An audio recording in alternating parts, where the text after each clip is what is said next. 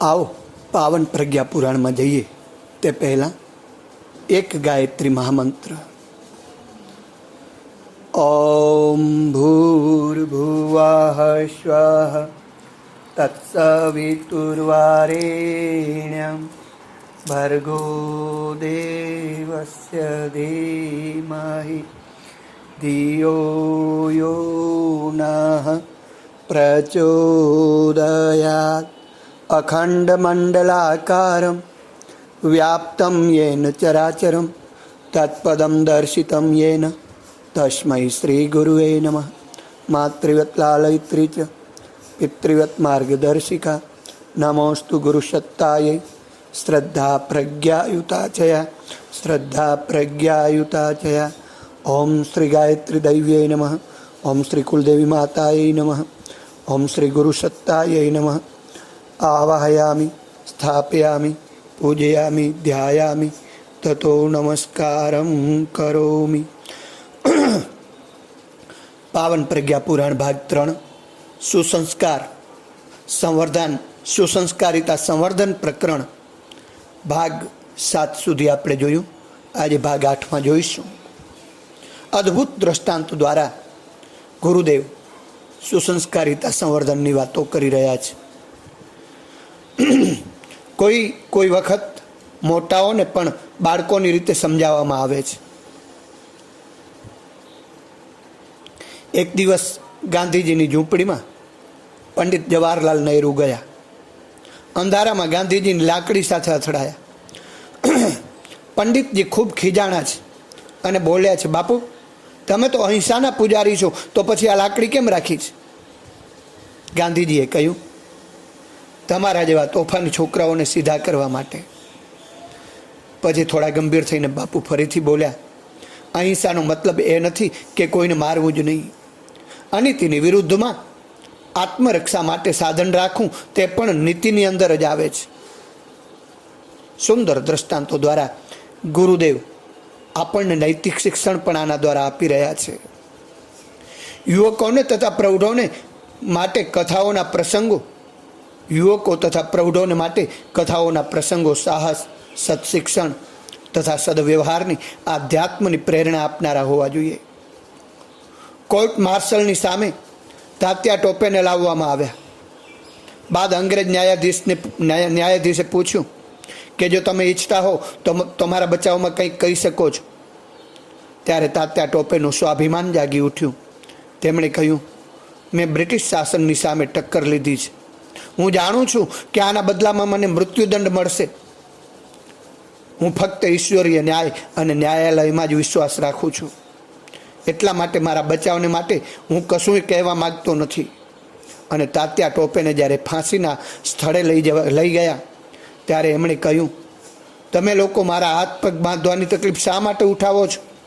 લાવો ફાંસીનો ફંદો, હું જાતે જ મારા ગળામાં નાખી દઉં છું। આ અંતિમ શબ્દો સાથે સન 57ના સ્વાતંત્ર્ય સંગ્રામનો સેનાની એ અમર થઈ ગયો, ભારત વર્ષને અમર કરી ગયો। જર્મનીના મહાન વૈજ્ઞાનિક નિલ્સ બોર અણુ વિજ્ઞાનની શોધમાં આશ્ચર્યજનક સફળતા મેળવી રહ્યા હતા। हिटलर एनाथी बहु प्रसन्न हतो। निल्सने हिटलरना इरादाओनी जाण थई। निल्सनने हिटलरना इरादाओनी जाण थई। तेना दुरुपयोगथी आ विज्ञान केटलुं विघातक बनी शके छे एनी कल्पनाथी ते कंपी उठ्यो अने तेने केटलीय रातो सुधी ऊंघ न आवी। एक रातमां ते छानो मानो उठ्यो अने गैलिलियोनी समाधि पर माथुं मूकीने प्रतिज्ञा करी के ते पोते एवुं काम नहीं करे કે જેનાથી માનવ જાતની હાનિ થતી હોય। બીજા દિવસથી એણે એ કામ કરવાનું બંધ કરી દીધું। નાઝીઓએ આના કારણે એને ત્રાસ અને પ્રલોભનો આપવામાં જરા પણ કમી ના રાખી, પણ તે એકનો બે ન થયો। છેલ્લા દિવસો ઘણા કપરા બની ગયા। માછીમારોની સહાયતાથી તે કોઈ પણ રીતે છુપાઈને લપાઈને કોપનહેગથી સ્વીડન પહોંચ્યો। આટલું માન અને પગાર છોડીને આદર્શ પર દ્રઢ રહેનાર આ નિલ્સની ગણના હંમેશા શહીદોની યાદમાં થતી રહેશે। કેટલી સુંદર દ્રષ્ટાંતો દ્વારા ગુરુદેવે આપણને આ વાતો બતાવી છે. એક બીજું દ્રષ્ટાંત પણ આપ્યું છે કે દેવળિયા બનવાનું સ્વીકારીશ. આનું એક અદ્ભુત દ્રષ્ટાંત છે. હું ખુદાની કસમ ખાઈને કહું છું કે હું કતલ થવાનું પસંદ કરીશ, પણ આ કાયદાની સામે માથું નહીં નમાવું. પ્રિટોરિયાની ભરી સભામાં હિન્દુસ્તાનીઓની વચ્ચે આ સ્વાભિમાનપૂર્ણ પ્રતિજ્ઞા લેનાર હતા સુરતના વેપારી શેઠ અહમદ મુહમ્મદ કાછલિયા. દક્ષિણ આફ્રિકાના ગોરાઓએ જનરલ સ્ટ્રમ્સના જુલમની શાસનમાં ભારતીયોના સ્વત્વને હણી નાખવા માટે એક ખૂની વિધેયક સંસદમાં રજૂ કર્યું હતું. શેઠ કાછલિયા આ સભામાં તે વિધેયકનો વિરોધ કરી રહ્યા હતા. તે દક્ષિણ આફ્રિકાના ભારતીય આગેવાન વેપારીઓમાંના એક વેપારી હતા. ગોરા લોકો જ્યારે કાછલિયાને નમાવવાના બધા જ ઉપાયો અજમાવીને થાક્યા તો એમણે અંતિમ શસ્ત્ર ચલાવ્યું. શેઠ કાછલિયા વેપારીઓની કોઠી પર આધારિત હતા. તેમને ધમકી આપવામાં આવી કે કાં તો તમે સત્યાગ્રહની લડાઈમાંથી હટી જાઓ અથવા અમારું લેણું ચૂકવી દો, કેમ કે તમે જેલમાં જાઓ તો અમારી રકમ ડૂબી જાય. ત્યારે કાછલિયા શેઠે જવાબ આપ્યો, મારો વેપાર મારી જિંદગી છે, પણ હું મારા પોતાના ફાયદા માટે કોમને દગો નહીં દઉં. એ માટે ભલે મારે દેવાળિયા બનવું પડે તો પણ હું બનીશ. અને ખરેખર કાછલિયાને લેણદારોના દબાણથી દેવાળું કાઢવું પડ્યું. જો તેઓ ઈચ્છત તો આ લડાઈમાંથી ખસી જઈને પોતાનો વેપારને બચાવી શક્યા હોત. પોતાના ભાઈઓ અને વતન છોડવાના બદલે તેમણે વેપાર છોડી દેવાનું વધારે પસંદ કર્યું. આવા આદર્શવાદી માનવો જ જીવનના પ્રેરણા સ્ત્રોત બની જાય છે. સહિષ્ણુતાનું શિક્ષણ આપવું હોય તો પ્રતિકાત્મક દ્રષ્ટાંતોની મદદ લેવી જોઈએ. પ્રતિશોધે વેર ધૈર્યને ધમકાવતા કહ્યું, તારા જેવી કાયર વ્યક્તિ સાથે કહેવામાં મારી શાન ઘટે છે. તારા જેવી કાયર વ્યક્તિ સાથે રહેવામાં મારી શાન ઘટે છે, મારી આબરૂ ઘટે છે. તું મારી સાથે ના રહે તો સારું. ત્યારે ધૈર્ય એનો સાથ છોડી દીધો. ત્યારથી એકાકી બનેલું પ્રતિશોધ ભયંકર કાર્યો કરાવતું સંસારમાં વિચરણ કરી રહ્યું છે. કેટલાય દ્રષ્ટાંતો દ્વારા ગુરુદેવે આપણું સત્સાહસ પ્રકરણ જાગૃત થાય, આપણું સત્સાહસ જાગૃત થાય, આપણી સુસંસ્કારિતા જાગૃત થાય, આપણું સાહસ શોધે એની અદ્ભુત દ્રષ્ટાંતો દ્વારા વાત કરી છે. આગળ ઉંમરવાળા સમાજસેવકોની કથાઓ સંભળાવવાની રીત જુદી હોય છે. તેમણે ઢાંચો બદલવા માટે સાહસ કરવું પડે છે અને અધ્યાત્મને વ્યવહારિક રીતે સમજવું પડે છે. ઈસુને કેદ કર્યા તે પહેલાં થોડા દિવસ અગાઉ ઈસુ જેરુસલેમમાં પ્રચાર કરી રહ્યા હતા. ત્યાં તેમના દુશ્મનો પણ ઘણા હતા, પરંતુ પ્રચારની ત્યાં જ વધારે જરૂર હતી. તેમના શિષ્યોએ એમને જેરુસલેમ છોડી દેવા માટે ઘણો બધો અનુરોધ કર્યો અને કહ્યું, અહીંના લોકો તમને મારી નાખવાની વેતરણમાં છે, મારી નાખશે, અહીંથી ભાગી જાઓ. પરંતુ ઈસુએ ત્યાંથી જવાનો ઇનકાર કરતા કહ્યું, જીવનને છોડ્યા સિવાય સત્યની પ્રતિષ્ઠા થઈ શકતી નથી અને તેનું મહત્વ પણ વધતું નથી. આવા મહાપુરુષોની આ દિવ્ય વાતો પરમ પૂજ્ય ગુરુદેવે લખી છે. એક ન્યાયાધીશ સરકારી કામ અંગે સિતારા જેલમાં પગપાળા પ્રવાસ કરી રહ્યા હતા. તેમણે પોતાની પત્નીને સંદેશ મોકલ્યો કે તું પછીથી ઘોડાગાડીમાં આવજે. તેણે રસ્તે એક આંબાવાડિયામાં સરસ મોટી કેરીઓ જોઈ.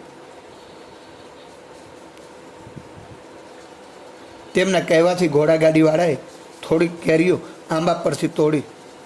સંજોગો વસાત એક મોટી કેરી રાનડેની પત્નીના હાથ પર પડી અને સોનાની બંગડી તૂટી ગઈ. તૂટેલી બંગડીનો એક ટુકડો પણ ના મળ્યો. આથી તેણે ખૂબ પસ્તાવો થયો. એટલો બધો પસ્તાવો થયો તેને પતિ પાસે આવીને બનેલી હકીકત કીધી. ન્યાયાધીશે કહ્યું, જે થયું છે તે બરાબર જ થયું છે. અણહકનો પારકો માલ લેવાનું પરિણામ આવું જ આવવું જોઈએ.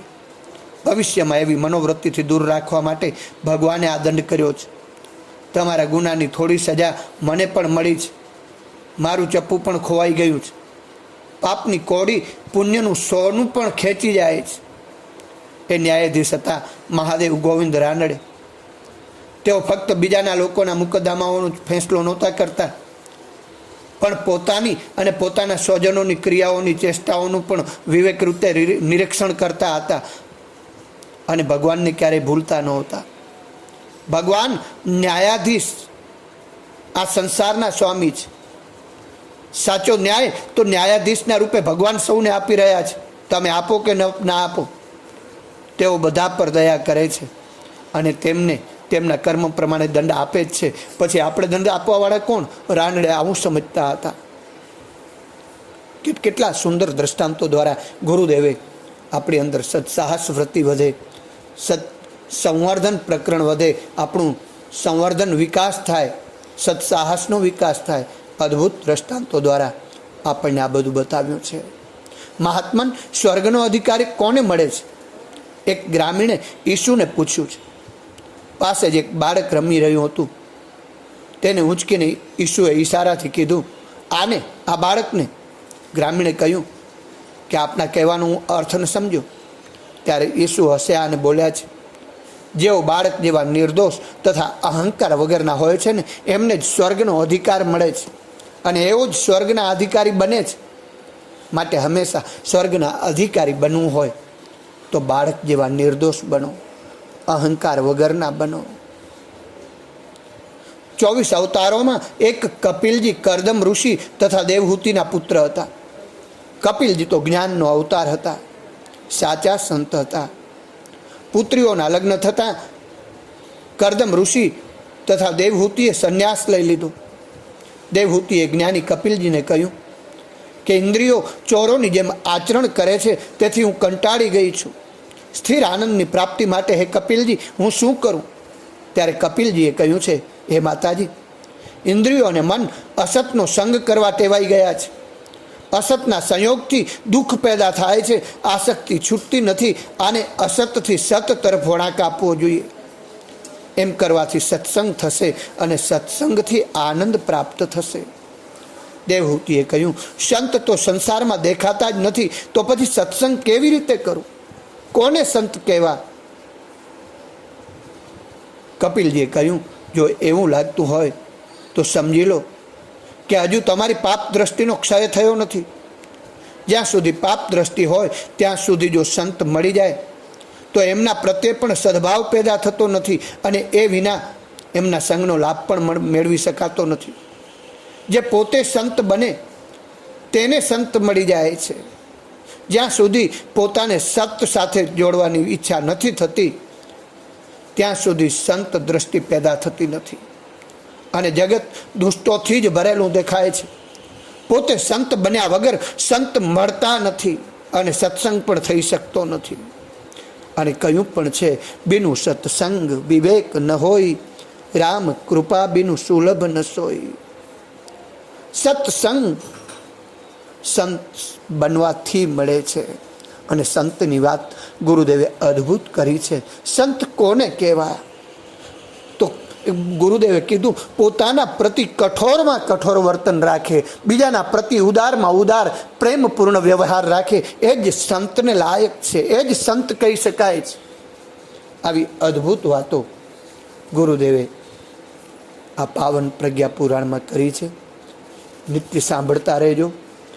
આપ સૌ બહુ ભાગ્યશાળી છો કે ઋષિ ચિંતન ચેનલના માધ્યમથી પ્રજ્ઞા પુરાણની આ દિવ્ય વાતો નિષ્કામ ભાવે આપની પાસે પહોંચી રહી છે. તો આ ઋષિ ચિંતનને સબસ્ક્રાઈબ કરી અને આ દૈવી વિચારો જનજનમાં ફોરવર્ડ કરી, સ્નેહી સ્વજન ગ્રુપ સર્કલ જનજનમાં ફોરવર્ડ કરી દૈવી સંસ્કૃતિ, ઋષિ સંસ્કૃતિ, સતયુગી સંસ્કૃતિ લાવવામાં સહભાગી બનશો એ જ અપેક્ષા છે.